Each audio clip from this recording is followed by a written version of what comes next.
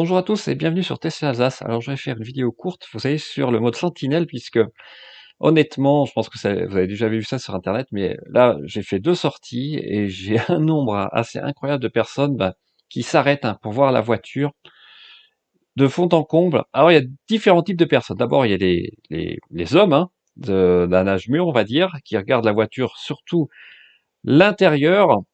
Après, vous avez les jeunes aussi, qui regardent la voiture de manière assez attentive.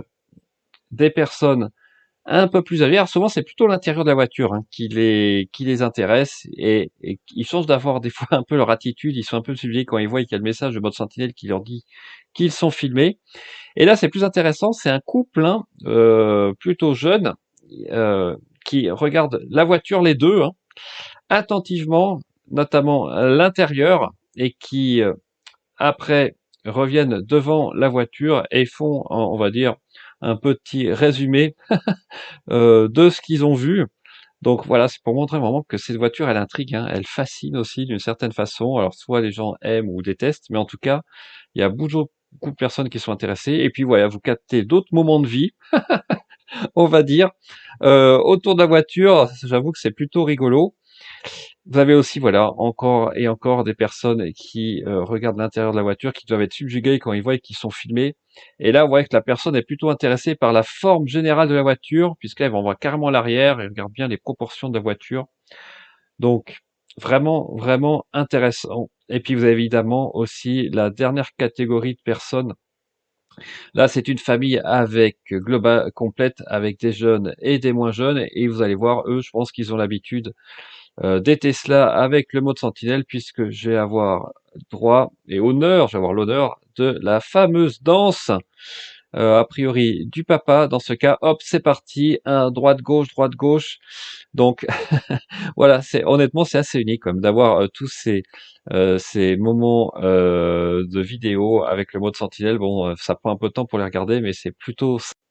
D'ailleurs, les premières personnes que je montre dans la vidéo, suite à notre randonnée, on a discuté un peu, dit: «Ah ouais, la voiture, elle filme?» Je dis: «Oui, oui, elle filme, mais évidemment, ça vous prévient». Donc après, on a fait quelques blagues, c'était marrant, parce que je leur ai dit que j'avais une chaîne YouTube et que ça allait se retrouver sur YouTube, c'était plutôt sympa. Voilà, donc les gens sont vraiment intrigués. Alors généralement, c'est plutôt bon enfant, de mon côté, mais c'est vrai que j'ai vu aussi sur YouTube des fois, des cas moins drôles, où le mode sentinelle a vraiment été utile en cas d'infraction.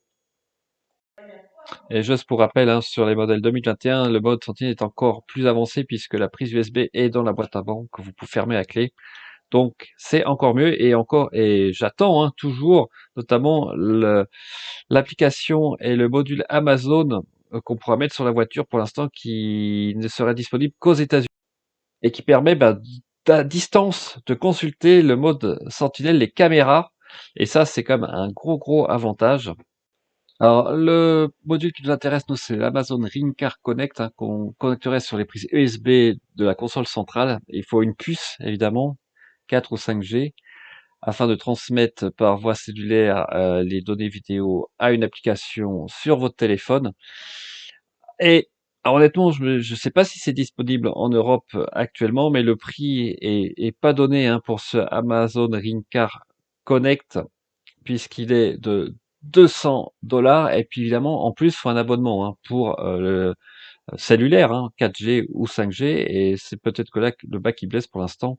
Je suis pas sûr que ce module soit compatible avec les cartes SIM françaises. Autrement, vous avez d'autres systèmes comme le Ring-Car Alarm, qui lui se branche sur la prise OBD et détecte si les voitures se déplacent, alors que vous, évidemment, vous n'êtes pas à l'intérieur, donc ça vous prévient.